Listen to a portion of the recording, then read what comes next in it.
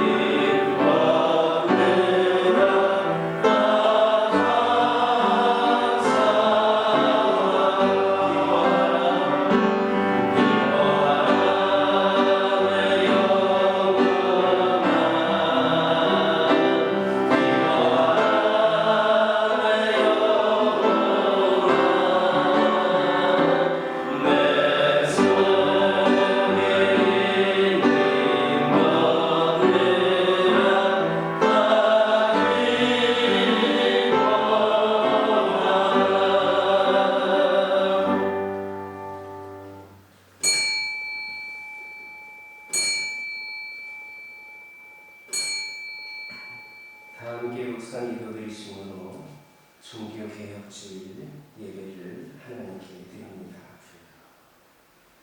또한 너희가 이 시기를 알거니와 자다가 깰 때가 벌써 되었으니 이는 이제 우리의 구원이 처음 믿을 때보다 가까웠습니다.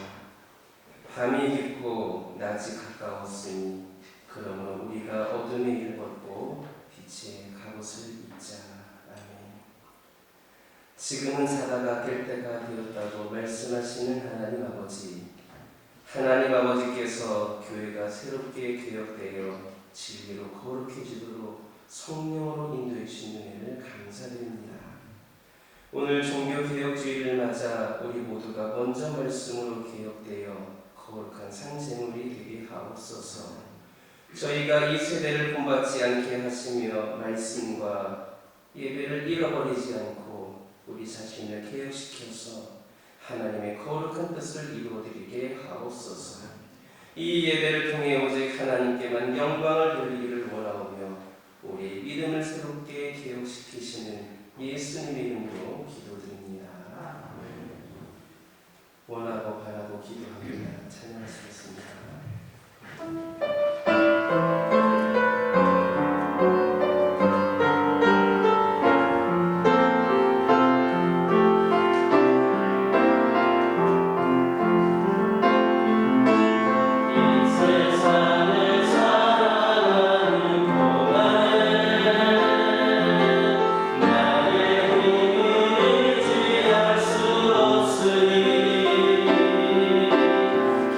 기도와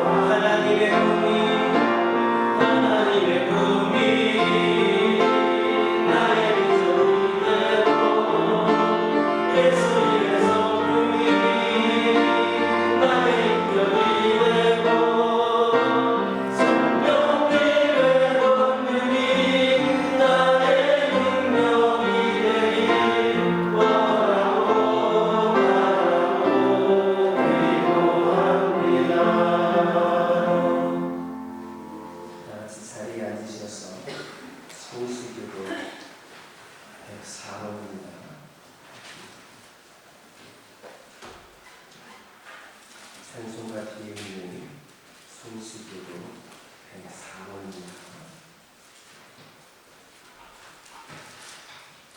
기록하시겠습니다. 나의 힘이신 여호와여, 내가 주를 사랑하리라. 여호와는 나의 방주이시요 나의 요새시요 나를 건지시는 이시요 나의 하나님이시요, 내가 그 안에 피할 나의 바위시요 나의 방패시요 나의 영혼의 뿌리시요 나의 산성이시로다. 예수께서 이르시되 오히려 하나님의 말씀을 듣고 지키는 자가 복이 있느니라 하십니다. 내가 복음을 부러워하지 아니하노니 이 복음은 모든 믿는 자에게 구원을 주시는 하나님의 능력이 됩니다. 먼저는 우리에게로 그리고 하나님에게로다. 복음에는 하나님의 의가 나타나서 믿음으로 믿음에 이르게 하나니 그렇겠다. 너희가 내 말에 거하면 참으로 내 제자가 되고 진리를 알리니 진리가 너희를 전하게 하리라. 우리 주 예수 그리스도로 말미암아 우리에게 승리를 주시는 하나님께 감사하노니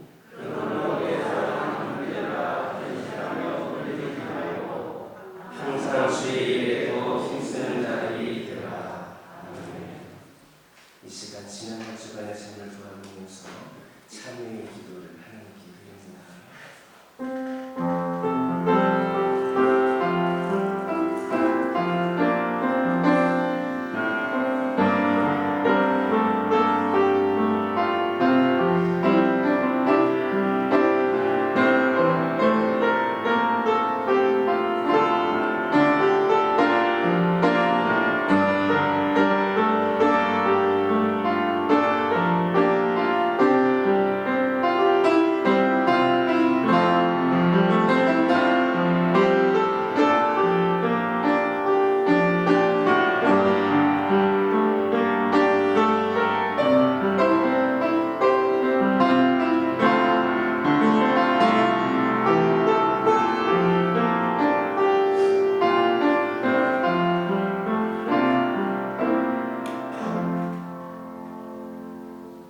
이날에 너희를 위하여 속죄하여 너희를 정결하게 하리니 너희는 모든 죄에서 너희가 여호와 앞에 정결하리라. 찬송 9장입니다.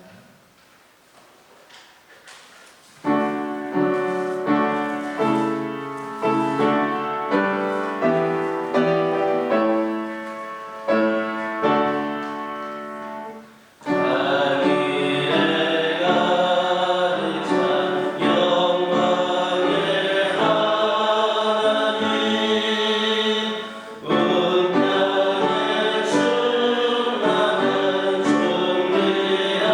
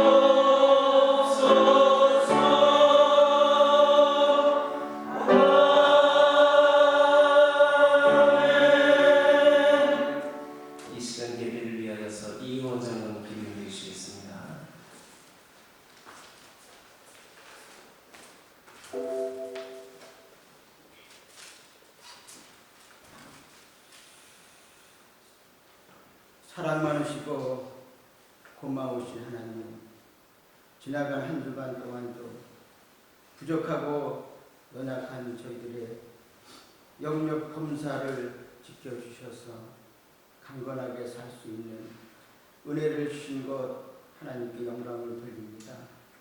아버지, 이 땅에는 정말로 아무 쓸데없는 종교가 너무나 많습니다. 어떤 자는 부처가 나의 유일신이고, 어떤 자는 공자가 나의 유일신이고, 어떤 자는 마호멧이 나의 유일신이고, 어떤 자는 또 내가 믿는 우상 사신이 나의 유일신으로 삼고 자기의 구원자인 양 착각하고 사는 자가 얼마나 많은지 모릅니다. 그러나 저희들에게는 천하 인간에게 구원받을 수 있는 이름은 오직 하나님의 어린 양 예수님의 이름을 저희들에게 주시고, 또 유일한 천하 인간이 구원받을 수 있는 보혜사 성령을 저희들에게 주셔서 날마다 이 사망의 땅에서 생명의 기쁨을 얻고 살아갈 수 있는 그러한 은혜를 주시니 얼마나 감사한지 모릅니다. 오늘도 이렇게 만세전부터 택하여 주신 믿음의 권속들, 우리 예수님께서 피 흘려 사흘 만에 세우신 몸된 성전에 나와서 예배를 드립니다. 저희들이 신령과 진정으로 잡념을 버리고 오직 하나님께만 예배 드릴 수 있도록 한 심령을 기억하여 주셔서 성령의 충만한 임재함으로 인해서 마음과 뜻과 성품을 다해서 하나님께 예배할 수 있도록 하나님 붙들어 주시옵소서. 아버지, 그리고 저희들 오랜 신앙생활을 했습니다. 한번 돌이켜봅니다. 아버지여, 하나님의 뜻대로 살지 못한 것 많습니다. 그리고 성령이 없어서 하나님을 거스리고 산 것도 많습니다. 그리고 변화받아서 권능받으라고 이렇게 말씀했지만 저희의 기도의 생활은 너무 짧고 아버지, 습관적인 신앙에 빠진 것이 너무나 많습니다. 노란 벽에 20년을 노란색만 뒷불이 칠해서 도무지 색깔이 변하지 않는 것처럼 저희들이 차지도 않고 덥지도 않는 신앙으로 인해서 마음도 바뀌지 않고 건강도 바뀌지 않고 범사의 생활도 바뀌지 않고 이 교회도 바꿔놓지 못했습니다. 그러면서도 나 자신은 믿음의 전통파라고 이렇게 생각해온 거 있으면은 그 교만을 다 내려놓게 도와 주시옵소서. 이제 날마다 똑같은 생활을 다람쥐 책밖에 돌듯 하온 거 이제는 청산할 수 있게 도와 주시옵소서. 아버지와 38년 된 병자가 엉덩이로 세상을 살아왔지만 예수님을 만나서 일어나 걸어서 생활한 것처럼 저희들이 오랜 수십 년 생활을 했다고 하지만 엉덩이로 신앙생활한 것 있으면은 이제 새롭게 거듭나고 정말로 예수님의 성령을 간구해서 일어나 걷기도 하고 전도도 할 수 있는 능력을 허락하여 주시옵소서. 아버지, 저희들이 성령의 은혜가 없으면은 아무것도 할 수 없는 피조물이라는 것을 저희들이 겸손히 인정할 수 있도록 하나님 붙들어 주시옵소서. 그래서 이제는 정말로 저희들이 마음을 합해서 오순절 다락방의 성도들처럼 저희들이 하나님 앞에 간절히 기도해서 불같은 성령 받아서 교회도 변화시키게 하여 주시옵고, 또한 일도 저지르고 손해도 보고, 그리고 저희들이 30배, 60배, 100배의 하나님의 복도 체험할 수 있는 삶을 나머지 인생에 허락하여 주시옵소서. 단위 허락도 세우신 목사님 영육간의 강건함을 베풀어 주시옵고, 이 시간 전하는 말씀이 귀 있는 자들은 들으라고 하신 그 성령의 능력의 말씀이 될 수 있도록 뼈에 새기게 도와 주시옵소서. 아버지, 그리고 교회를 위해서 애쓰는 직분자들이 기도합니다. 아버지, 유년부와 학생부 정말로 저희들이 잘 지키질 못해서 다 소멸시켰습니다. 그러나 이제 다시 개척을 합니다. 개척교회가 얼마나 힘든지 저희들이 아는 것처럼 개척하는 그 유년부와 학생부가 얼마나 어려운지 너무나 잘 아오니 우리 성령께서 후원해 주셔서 날마다 성장할 수 있도록 아버지와 인도해 주시옵소서.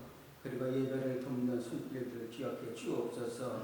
성소의 손길로 봉사하고 또 방역으로 봉사하고 또 헌금이와 안내위원으로 봉사하는 또 꽃꽂이로 봉사하는 모든 손길들 하나님 영육간에 강건함을 베풀어 주시옵소서. 그리고 하나님의 사랑하는 마음이 늘 변하지 않도록 아버지 옷값을 깨뜨린 그 여인과 같은 아버지 예수님 사랑을 허락하여 주옵소서. 이 시간 첫 시간이 오니 마치는 시간까지 순서 절차마다 주님 홀로 영광 받아 주시옵소서. 저희들을 피 흘려 구원해 주시고 또한 앞으로도 영생까지 인도해 주실 우리 구주 예수님의 이름으로 기도드리옵나이다.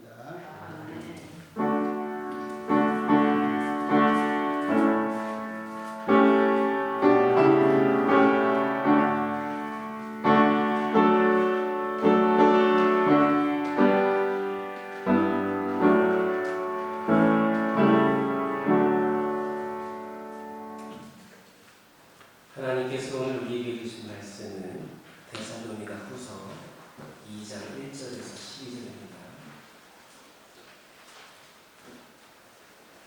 제가 가지고 있는 성경책으로는 신약성경 334쪽에 있습니다. 데살로니가 후서 2장 1절에서 12절에 있는 말씀을 저와 여러분이 한 절씩 교독합니다.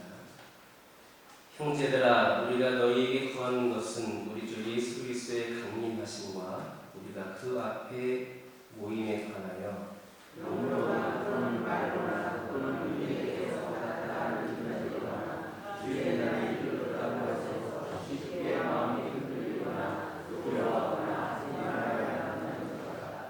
누가 어떻게 하여도 너희가 미혹되지 말라. 먼저 배교하는 일이 있고 저 불법의 사람 곧 멸망의 아들이 나타나기 전에는 그날이 이르지 아니하리니 그는 배교하는 자가 신하고 있는 분보다 중량을 받는 것에 대하여 그 위에 자기를 높이고 하나님의 성령을 따라 자기를 하나님이라고 예수님 부르라.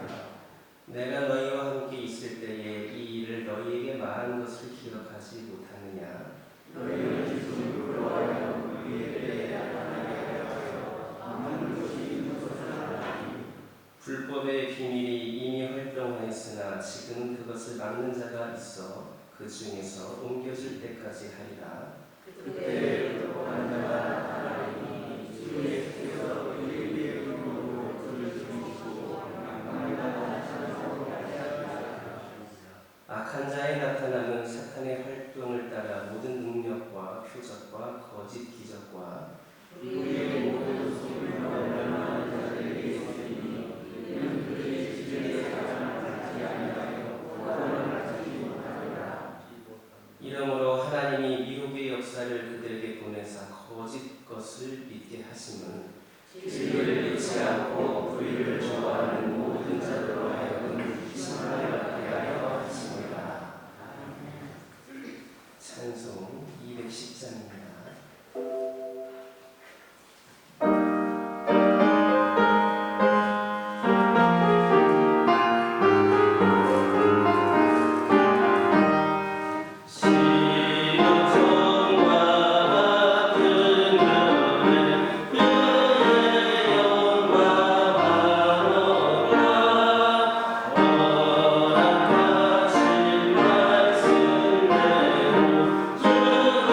주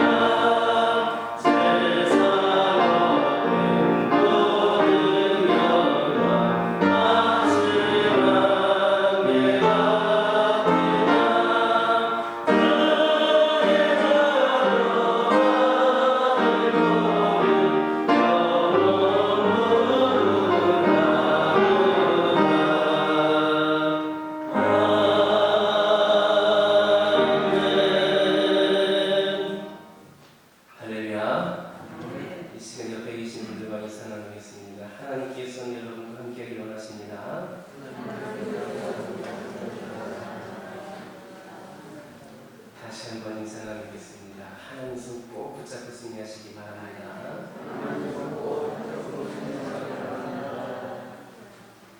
할렐루야. 감사합니다. 우리 하나님께 감사를 드립니다. 지난 주일에 처음 예배를 재개하였을 때 39명이었었고 그 숫자보다도 예배를 드릴 수 있었음에 참 감격했습니다. 우리 하나님도 기뻐하셨을 겁니다.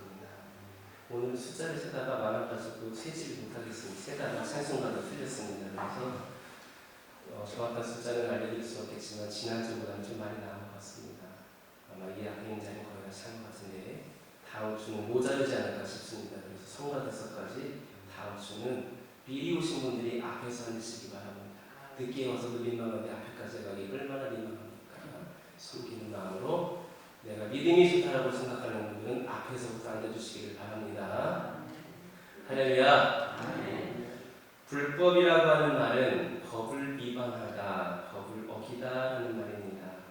창세 이후에 아담과 하와가 하나님의 말씀을 어기고 죄를 지은 이후부터 이 세상은 온통 불법이 파묻히고 있습니다. 아무리 의롭게 살려고 해도 본의 아니게 법을 모르고 불법을 저지르는 그런 사람들이 있는가 하면 법을 잘 알면서도 그렇게 불법을 행하는 사람들이 있습니다. 중세기에는 로마 가톨릭 교회가 세계를 지배하였는데 세계를 지배하면서 이 교황을 중심으로 무수히 많은 불법들이 행해졌습니다. 그 대표적인 것이 첫째는 하나님의 말씀인 이 성경을 교권 아래에 두고 이 교황청이 마음대로 해석을 했다는 겁니다. 둘째는 믿음으로 구원을 얻는다라기보다는 행위를 앞세워서 많은 헌금과 선행과 공적을 강조했습니다. 그리고 세 번째는 뭐냐, 여러분들도 들어보셨을 터인데 면죄부라고 하는 것을 만들어서 그것을 사면 모든 죄가 다 없어진다라고 하는 허무맹맹한 교리로 백성들의 돈을 수탈했습니다. 그들은 이와 같은 불법을 저지르면서도 죄의식을 갖지를 않고 부귀영화를 누립니다. 그래서 참다 못한 마르틴 루터가 1517년 10월 31일 비텐베르그의 그 성인교회의 조문에 95개조 반박문을 붙입니다. 그리고 여러 해 동안 교회에서 내부 개혁을 위한 종교개혁이 시작이 됩니다. 오늘이 바로 세계의 개신교회 기독교가 종교개혁주의로 공통적으로 드리는 주일입니다. 그런데 저는 그 말씀을 드리는 이유는 다른 것이 아니라 우리가 이 종교개혁주의를 맞이하여서 종교개혁을 일으켰으면 일으킨 것이지 우리가 왜 그것을 지키느냐 하는 말씀이 있으실 것 같아서 이런 말씀을 드리고 싶습니다. 종교개혁주의를 맞이하여서 우리가 다시 한번 명심했으면 좋겠다. 그게 무엇이냐? 종교개혁이라고 하는 것은 교회를 비롯하여서 바로 나로부터 내 자신으로부터 시작이 되는 겁니다. 나라가 개혁이 되고 그래서 우리 하나하나가 변화되는 것이 아니라 우리 한 사람 한 사람 내 자신으로부터 시작해야 된다는 겁니다. 내가 먼저 불법을 행하지 않고 내가 먼저 성경 말씀으로 내가 먼저 오직 믿음으로 구원을 받아서 하나님께 영광을 올려드릴 수 있어야 합니다. 오늘 말씀의 제목이 무엇입니까? 돌이키라 이렇게 붙여봤습니다. 그렇다면 우리는 무엇으로부터 돌이켜야 하는가? 오늘 말씀을 통해서 네 가지를 함께 살펴볼 것입니다. 특별히 종교개혁주일인 오늘 이 주일을 맞이하여서 이 말씀을 깊이 묵상하면서 하나님과 우리 자신과의 관계를 단절시키는 이런 행위들에서부터 철저히 돌이켜서 바른 믿음을 세우고 그렇게 순결한 삶을 실천하는 우리 모두가 되기를 예수님의 이름으로 기도드립니다. 첫째는 우리는 배교하는 자들의 행위에서 돌이켜야만 합니다. 배교하는 자들의 행위에서 돌이켜야 합니다. 사도 바울은 배사법의 사람들과 그들이 거짓으로 만들어낸 예언의 비밀에 현혹되지 말라라고 그렇게 말했습니다. 오늘 보면 2절을 함께 읽겠습니다. 영으로나 또는 말로나 또는 우리에게 주님께서 받았다는 편지로나 주의 날이 이뤘다고 해서 쉽게 마음이 흔들리거나 두려워하거나 하지 말아야 한다는 것이다. 불법을 행하는 자들은 구약의 예언이나 그런 하나님의 교훈을 말하지를 않습니다. 주님의 재림에 대하여서도 거짓말로 때로는 자기들의 그런 해석과 판단으로 교인들을 미혹하여서 불신앙에 빠지게 했습니다. 이처럼 이 불법을 행하는 자들의 목적은 교인들을 배교시키는 것, 즉 주님을 배반하고 믿음에서 떠나게 하는 것이 이 불법을 행하는 자들의 목적이었습니다. 그래서 사도 바울은 오늘 본문 3절에서 이렇게 훈계합니다. 함께 읽겠습니다. 누가 어떻게 하여도 너희가 미혹되지 말라. 먼저 배교하는 일이 있고 저 불법의 사람 곧 열방의 아들이 나타나기 전에는 그날이 이르지 아니하리니. 아멘. 이런 배도나 배교는 데살로니가 교인들에게만 있었던 것이 아닙니다. 구약의 역사를 보면 수많은 배교자들이 나타났고 초대교회와 중세교회 그리고 근대와 현대교회에 있어서까지도 끊임없이 나타나고 있습니다. 중요한 것은 이 배교라고 하는 것은 분명한 신앙적인 반역입니다. 그렇다면 오늘날 우리들에게는 또 우리 주변에는 어떠한 신앙의 반역, 이런 배교의 행위들이 이루어지고 있다고 생각을 하십니까? 여러분들이 어떻게 들으실지 모르겠지만 오늘날 나의 편리대로, 나의 유익대로, 나의 생각대로 내가 좀 그 게으름 가운데 나의 모든 것에 맞춰서 하는 신앙생활도 배교 행위입니다. 우리가 코로나 시대를 맞이하여서 요즘 대세가 되고 있는 것이 무엇입니까? 온라인 예배입니다. 물론 이 온라인 예배라고 하는 것이 맞다, 틀리다라고 하는 것은 아직 신학적인 논쟁이 진행되고 있고 이것이 어떻다라고 말씀드릴 수는 없겠습니다. 그러나 저는 그런 말씀을 드리고 싶습니다. 어쩔 수 없이 온라인 예배를 드려야 되는 상황이니까 그런 예배를 드렸던 것은 어쩔 수 없다라고 하지만 이렇게 예배를 드리라고 하고 현장에 나와서 예배를 드리라고도 하고 하나님께 나라고 하는데 그동안 내가 온라인 예배에 익숙해져서 한번 드려보니까 안 나가고도 좋다더라. 굳이 깨끗이 씻지 않아도 그냥 편한 소파에 앉아서 예배드릴 수도 있고 그건 내 편의대로 내 유익대로 예배드리는 것은 이거는 배교행위입니다. 여러분들도 아마 아주 연세되신 분들은 경험해보지 못하셨겠지만 예배드리는 가운데에 얼마나 편리함을 느끼셨겠습니까? 굳이 걸어 이 계단 올라오는 것도 힘든데 계단도 안 올라와도 되고 굳이 이렇게 뭐 갖추어서 갈 필요도 없고 얼마나 편했습니까? 그러나 또 어떤 분들이 이렇게 이야기합니다. 온라인 예배도 드려보니까 말씀에 은혜가 있더라고요. 온라인 예배도 드려보니까 하나님 말씀 잘 들을 수 있어서 너무 좋았습니다라고 얘기합니다. 여러분 예배가 뭔지 아십니까? 물론 예배에 우리가 은혜 받아야 합니다. 온라인 예배에 은혜가 있습니다. 뭐 제자련도 온라인을 통해서도 할 수 있고 뭐 줌을 통해서도 할 수 있고 이것저것 다 할 수 있습니다. 근데 예배의 목적은 여러분 기억하시기 바랍니다. 첫 번째 목적은 우리가 은혜 받는 것이 아니라 하나님께 드리는 겁니다. 은혜라고 하는 것은 내가 덤으로 받는 겁니다. 온라인 예배라고 하는 것은 물론 가정에서도 열심히 드릴 수 있겠지만 내가 은혜 받기 위한 목적으로 드리는 것이 온라인 예배이지 내가 하나님께 갖추어서 드리는 예배로서는 부족함이 많이 있습니다. 저는 여러분들 혹시 이제 녹화를 하고 있는데 유튜브를 통해서 나오지 못한 분들이 있으시다면 여러분들 혼자 은혜 받지 마시고 하나님께 예배를 드리시길 바랍니다. 물론 집에 있으면서도 나를 갖추어져서 또 이렇게 준비한 상태로 예배를 드릴 수 있을 겁니다. 하지만 해보셔서 아시겠지만 조금 잠깨가 생기기도 하고 게으름도 피우기도 하고 내 마음대로 드리기도 합니다.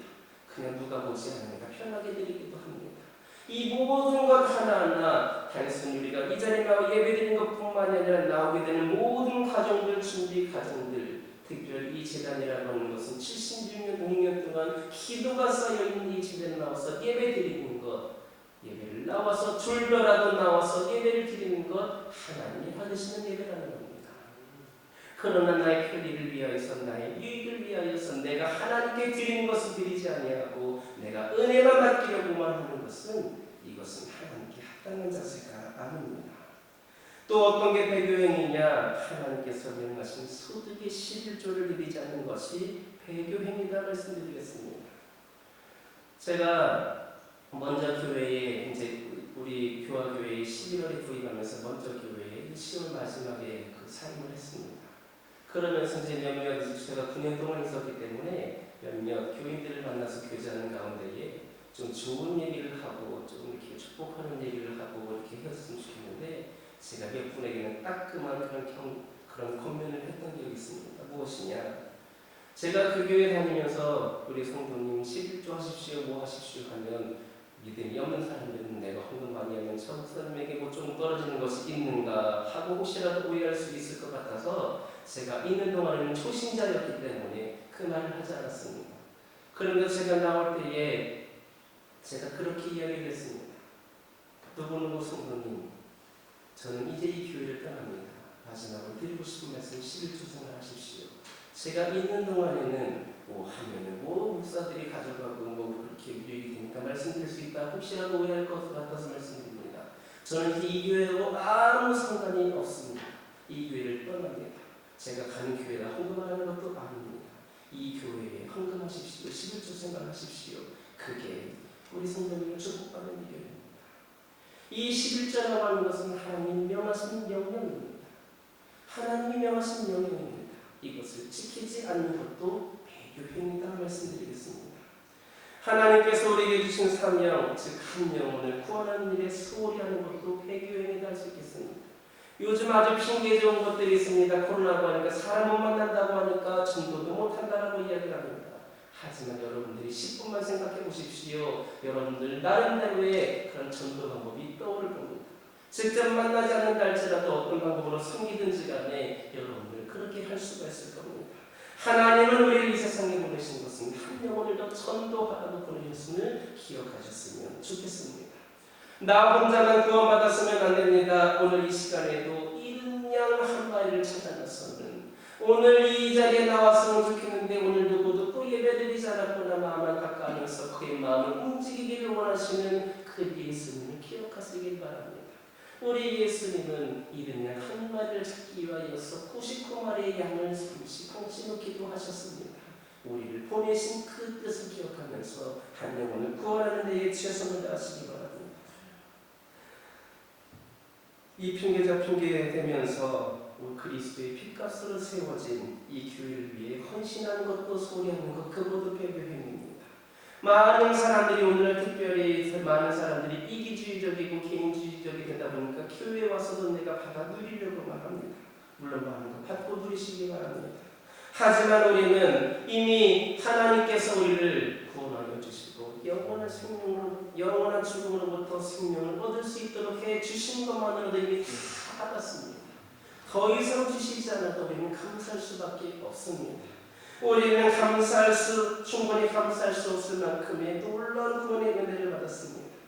그럼에도 불구하고 교회를 통하여서 무언가를 받으려고만 하고 내 것만 챙기려고 하고 와서 무언가 누리려고만 하고 내가 그분을 위하여서 우리 하나님을 위하여서 무언가를 하고 우리들에게 은혜를 베풀어야 한다는 것을 모르거나 실천하지 않는 것 이것도 배교행위입니다. 은혜를 베풀어야 될지를 모르거나 실천하지 않는 것 배교행위입니다. 그 외에 어떤 형태로든 우리 하나님의 영광을 가리우는 행위 그것 또한 모든 것이 배교행위입니다. 온전한 신앙생활은 나의 모든 것은 물질이든지 시간이든지 헌신이든지 어떤 종류의 것이든지 간에 영원히 죽을 수밖에 없는 우리에게 처음부터 내 것이 없다라는 것을 인정하고 나의 삶의 모든 것을 주님께 드리는 것 이것이 바로 올바른 신앙, 온전한 신앙입니다. 그것을 뭐라고 얘기합니까? 삶이 예배다. 이것이 예배인 겁니다. 찬송만 부르고 기도만 하고 말씀만 듣고만 예배가 아니라 그 말씀 가운데에 우리가 온전한 삶을 살도록 실천해 나아가는 것 이게 삶이 예배가 되는 겁니다. 내 생명도 지금 내가 이렇게 살아가는 것도 다 하나님의 은혜로 말미암은 것이므로 내 삶을 더욱더 주님께 드리는 것, 내 삶이 주님께서 받으시기에 부족함이 없도록 더욱더 거룩하고 정결하게 하기 위해서 최선을 다해 노력하는 것 이것이 그것이 바로 하나님께 배교하지 않고 온전한 믿음을 지켜나가는 것을 이어가시길 예수님의 이름으로 기도드립니다. 두 번째, 우리는 우상 숭배자들의 행위에서 돌이켜야 하겠습니다. 우리는 우상이라고 하면 신주단지나 불상 같은 것을 떠올리곤 합니다. 무언가 어떤 형체를 만들어 놓고 거기에 복을 달라고 기도하는 것은 모두가 다 우상입니다. 그런데 이 우상이라고 하는 것은 눈에 보이지 않는 것도 있습니다. 내가 하나님보다 더 좋아하고, 내가 하나님보다 더 사랑하고, 내가 하나님보다 더 생각 많이 하는 것, 그것이 우상입니다. 예를 들어서 부모나 자녀, 일터와 직장, 돈과 재산, 취미야 오락, 애인이나 친구 등을 하나님보다 더 소중하게 여기고 따르면 그것이 바로 우상입니다. 그런데 여러분들도 아시겠지만 우리 하나님께서 가장 싫어하시는 것이 우상입니다. 그래서 출애굽기 20장 3절에서 6절 보면 이런 말씀이 있습니다. 조금 길지만 제가 읽어드립니다. 너는 나 외에는 다른 신들을 내게 두지 말라. 너를 위하여 새긴 우상을 만들지 말고 또 위로 하늘에 있는 것이나 아래로 땅에 있는 것이나 땅 아래 물속에 있는 것에 어떤 형상도 만들지 말며 그것들에게 절하지 말며 그것들을 숨기지 말라. 나 내 하나님 여호와는 질투하는 하나님인즉 나를 미워하는 자의 죄를 갚되 아버지로부터 아들에게로 3, 4대까지 이르게 하거니와 나를 사랑하고 내 계명을 지키는 자에게는 천대까지 은혜를 베푸느니라. 이 말씀을 보면 우리가 우상에게 절하고 숨기면 3, 4대까지 저주를 받고 하나님의 말씀을 지키고 하나님을 사랑하면 천대까지 은혜를 받는다 말씀하셨습니다. 그런데도 우리는 종종 그 우상의 늪에서 나오지를 못하고 있습니다. 데살로니가 교인들도 그랬던 것 같습니다. 그래서 사도 바울은 오늘 보면 4절에서 이렇게 말씀합니다. 함께 읽겠습니다. 그는 대적하는 자라 신이라고 불리는 모든 것과 숭배함을 받는 것에 대하여 그 위에 자기를 높이고 하나님의 성전에 앉아 자기를 하나님이라고 내세웁니다. 어떤 분이 해주셨던 이야기를 여러분들에게 소개하고자 합니다. 그 이야기에 등장하는 어머니가 이런 말을 합니다. 3마리의 쥐가 있었단다. 한 마리는 하수구로 떠내려오는 바발이랑 음식 찌꺼기를 건져 먹으며 살았지. 추운 겨울에 그것들을 더러운 물에서 건져 먹으려니 쥐의 털은 물에 젖어 꽁꽁 얼어붙었지.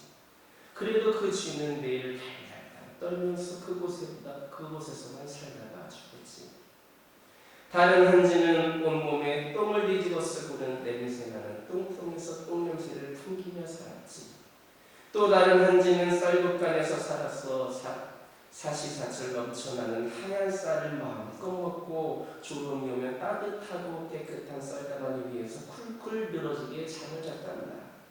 아들아, 쥐가 다니는 길이 따로 정해져 있니? 아들이 말했습니다. 아니요. 그래, 하수구에 살던 쥐가 곳간에 가면 절대 안 된다고 길이 정해져 있는 것 아니란다. 그래도 하수구에 사는 쥐는 일평생을 하수구를 떠나지 못한다. 더러운 물에 떠내려오는 바발갱이를 주워 먹지 못하면 배고파 죽는 것은 아닐까 염려가 돼서 그곳을 못 떠나고 달달달 떨면서 살다가 죽어가는 거야. 똥통에 있는 쥐도 마찬가지야. 더럽고 냄새나는 것을 견딜 수 없으면서도 그곳을 떠나지 못하지. 왜 못 떠나니? 그 쥐도 그곳을 떠나면 죽을까봐 겁나서요. 그래, 언제라도 네 있는 곳에 하수구 같거나 똥통같이 더럽고 냄새나는 곳이 있거든. 다른 곳으로 가거라. 사람에게 가는 길이 정해져 있는 것이 아니다. 그곳을 떠나면 금방 죽을 것 같더라도 떠나라. 깨끗한 길을 찾아 살거라. 깨끗한 길에서 절대로 죽지 않는단다. 그 깨끗한 길, 바로 길이요 진리요 생명이시며 영원한 기쁨과 생명을 주시는 우리 예수님의 이름을 기억하시길 바랍니다. 여러분, 그동안 여러분들이 돌아왔던 길을 한번 돌아보시기 바랍니다. 우리가 보내왔던 우리 하루하루를 한번 성찰해 보았으면 좋겠습니다. 오늘은 시간이 별로 안 됐으니까 어제는 어떻게 살았는가? 지난 한 주는 어떻게 살았는가? 지난 한 달은 어떻게 살았는가? 내가 그동안 살아온 삶은 어떻게 살았는가? 한번 돌아보시기 바랍니다. 하루라는 시간 동안 아니면 다른 그 기간 동안 내가 갔던 곳은 어디였던가를 돌아보시기 바랍니다. 그리고 내가 만났던 사람들은 어떤 사람들이었는가도 떠올려 보시기 바랍니다. 그리고 그것들이 혹시라도 나에게 하나님보다 우선시되는 것은 없었는지도 생각해 보시기 바랍니다. 하나님보다 더 좋아하고 사랑하는 것들을 위해서 살고 그것들을 향한 삶을 살지는 않으셨습니까? 일일이 하나님께 한번 다 물어보시기 바랍니다. 작은 것이라도 쉽게 생각하지 말고 하나님 빠짐없이 다 하나님께 이렇게 물어보시기 바랍니다.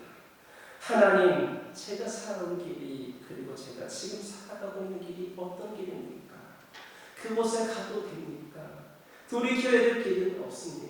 그 길이 앞에서 이야기했던 그 하수구길 아닙니까? 그 똥통 가득한 길 아닙니까? 내가 돌이켜서 갈 수 있어야 될 깨끗한 길이 무엇입니까? 그 모든 것들 소중하다는 것들을 다 인정합니다. 제가 너무 아끼고 사랑하는 것들입니다. 그러나 우리 하나님보다 우선시했음을 고백하기를 원합니다. 제가 연약하여서 제가 부족해서 그렇습니다. 그 모든 것들 하나하나 하나님께서 허락하신 것들인데 하나님보다 우선시하는 우상숭배를 제가 범했습니다. 용서하여 주시옵소서. 그리고 그 모든 것들을 허락하신 우리 하나님을 그 무엇보다도 우선시하고 저희에게 우상숭배 행위를 그 행위로부터 돌이키게 하여 주옵소서. 이렇게 고백하며 기도할 수 있는 우리 모두가 되기를 예수님의 이름으로 기도드립니다. 세 번째로 우리는 활동하는 자들의 행위에서 돌이켜야 하겠습니다. 사람들 가운데에 정직한 사람이 있는가 하면 정적인 사람이 있는가 하면 동적인 사람이 있습니다.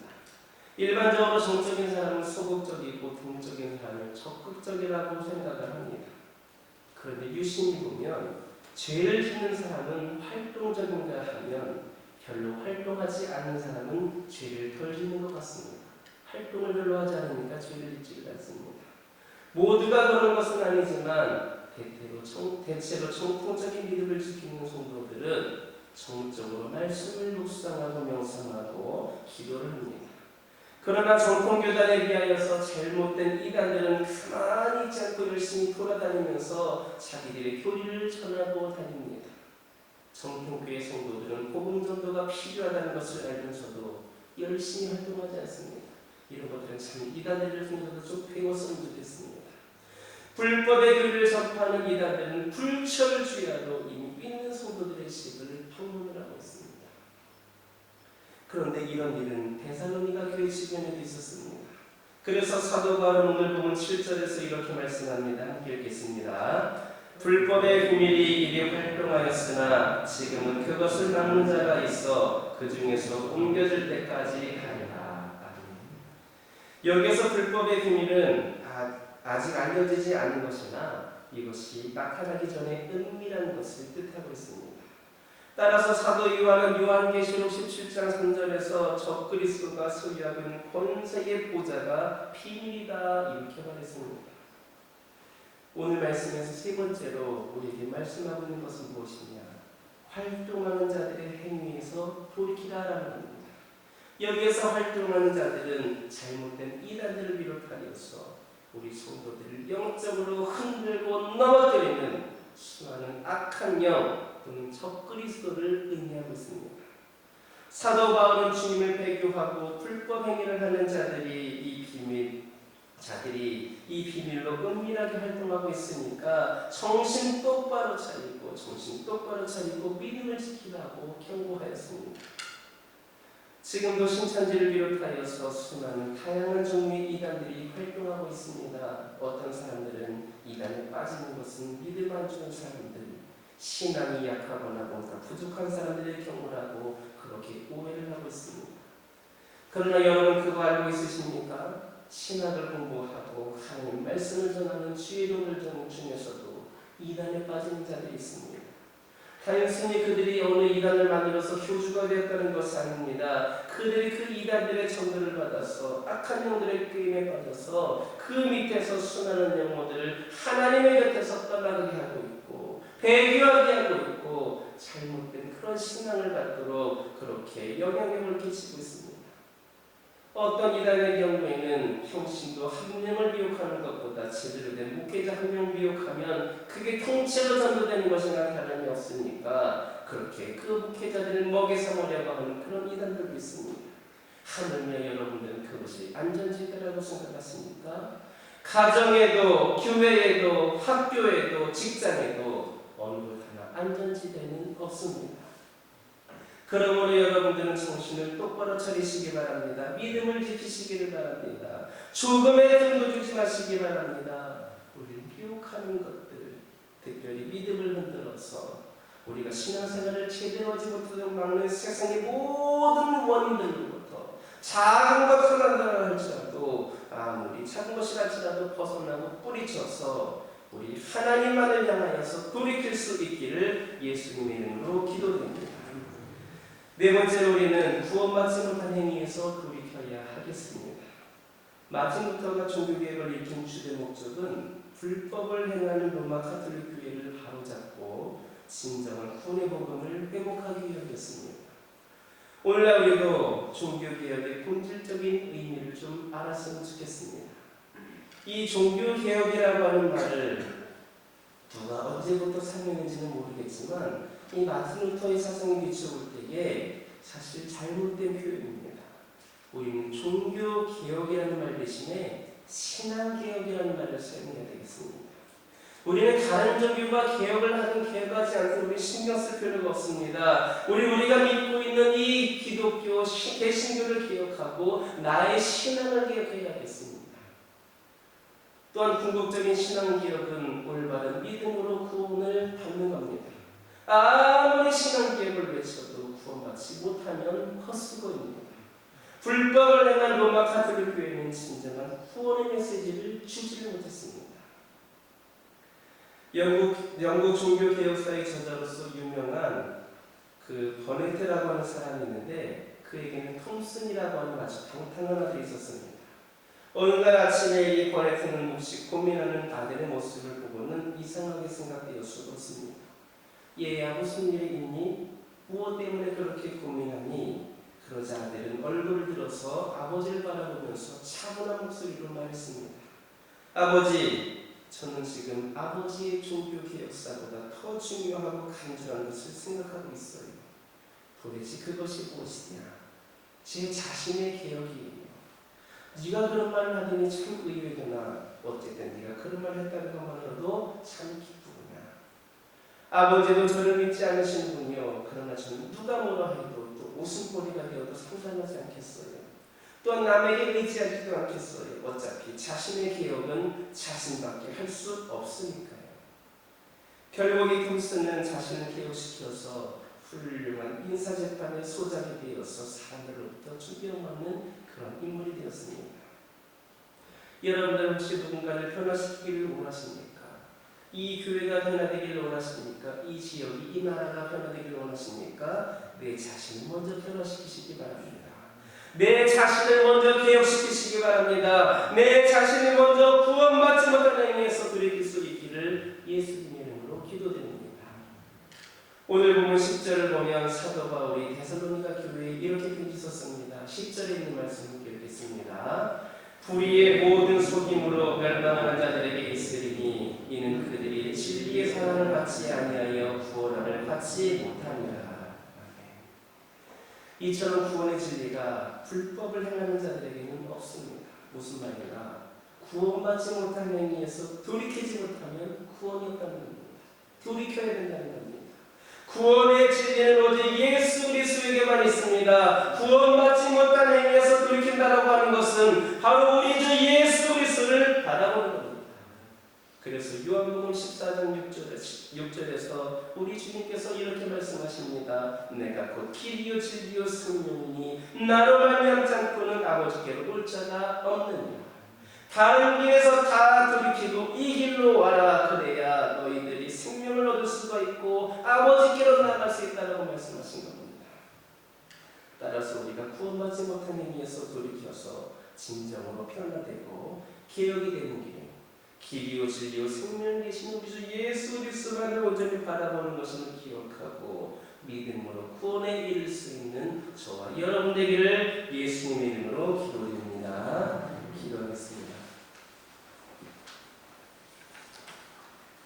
복음으로 주님 몸된 교회를 세우신 하나님 아버지, 하나님의 영원하신 섭리로 주님 몸된 교회를 지금까지 지켜주셨으니 감사드립니다. 우리 교회가 말씀으로 개혁되어 성령이 충만하게 하시고 많은 사람을 구원하는 방주가 되게 하옵소서. 우리 교회에 불법이 없게 하시고 하나님보다 더 좋아하는 우상이 존재하지 않게 하옵소서. 교회의 머리여 주권자인 주님을 욕보이지 않게 하옵소서. 주님은 그리스도시요 하나님의 아들인 것을 망각하지 않게 하여 주시고 말씀에 순종하고 죽도록 충성하는 교회 되게 하옵소서. 저희 교회가 새롭게 개혁되게 하시고 성도가 서로 사랑하며 섬기는 교회가 되게 하여 주시옵소서. 세상 모든 교회들의 개혁의 불이 타올라서 암흑의 시대가 물러가게 하여 주시고 광명한 세상이 되게 하여 주시옵소서. 진정한 개혁의 변화는 바른나 개인에게서부터 우리 교회에서부터 일어나는 사실을 알게 하여 주시옵고 성령의 능력을 우리 교회가 개혁되게 하여 주시옵소서. 저희들이 돌이켜서 초대교회로 돌아가서 날마다 모임을 쓰고 오늘날의 사도임력적 지도자들의 가르침을 잘 받아서 서로 교제하고 떡을 떼며 오로드 기도하는 일 쓰게 하여 주시옵소서. 주님 몸된 교회는 하나님의 나라를 위해 세상에 보냄을 받은 공동체이오니 항상 살아있어 복음을 전하고 평화의 사명을 감당하게 하여 주옵소서. 교회 머리이신 예수 그리스도의 이름으로 기도드립니다. 봉헌찬송 585장입니다. 그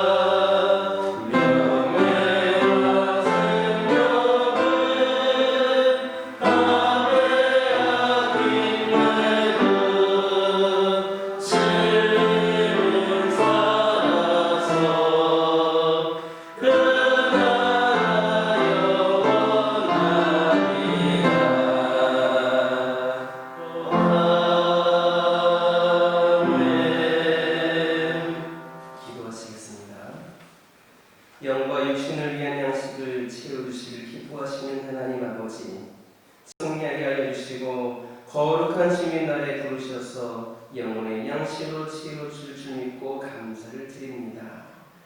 하나님의 은혜에 감사하는 마음이지만 힘이 적은 것을 드립니다. 비록 과거의 통전 덕분에 불과하오나 저희의 정성을 담아 드리오니 받아주시옵소서. 성전재단의 기도의 불이 꺼지지 않는 것처럼 저희에게 불이 끄지 않게 하여 주시고, 소득의 10분의 1은 하나님의 것이오니 겸손히 바쳐서 하나님의 것을 도둑질하지 않게 하여 주시옵소서. 감사의 예물이 메마르지 않게 하여 주시고 드린 심령에 복을 주시옵소서. 오늘 드려진 이 예물로 주의 몸된 교회가 개혁되어 든든히 세워지고 흥흥하여 땅끝까지 복음을 전하는 시간들 되게 하옵소서. 또한 이 예물이 주님의 사역을 위해 아름답게 쓰임받는 귀중한 물질이 되게 하여 주옵소서. 오직 구원받는 자의 감격과 신앙교육의 믿음으로 드려진 예물을 드렸습니다. 세상에서도 주님의 영광을 드리는 삶이 되게 하여 주시옵소서. 오늘 저희가 드리는 것에 대하여 이 세상에서 30배, 60배, 100배를 결실하여 하나님의 사업에 동참하게 하옵소서. 영생으로 갚아주실 주님의 약속을 믿고 의지하오며 우리 주 예수 그리스도의 이름으로 기도드립니다. 오늘 예배 후에 정기제식회가 있습니다. 본 교회에서는 주일 예배를 제외하고는 모든 예배를 현장에서 드리고 있습니다. 모든 예배가 힘들게 드려진 만큼 예배를 더욱더 사수하시고 사모하시기를 바랍니다.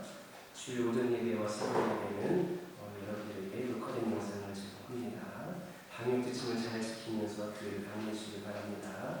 교회 방역을 매일 실시합니다. 함께 하시는 분들 해주시기를 바랍니다. 우리 주일날의 경우에는 분당과 교육과 그리고 더 추가로 방역을 하도록 하겠습니다. 2021년 믿음의 다음 세대를 세우는데 함께할 교사를 모시고 합니다. 여러분, 나는 나이가 많이 들었다 이렇게 말씀하고 하시고 여러분들도 함께 하셔서 여러분들의 그 열심과 헌신이 다음 세대 믿음의 소리를 한 영혼을 더 세울 수 있음을 기억하시기 바랍니다. 하나님이 사람을 세우실 때에는 다음 세대 세우시는 여러분들의 영광과 유익의 그런 것을 보는 것이 아니라 하나님이 여러분을 통하여서 여러분들을 통해서 일하시기 때문에 걱정하지 않으셔도 되겠습니다.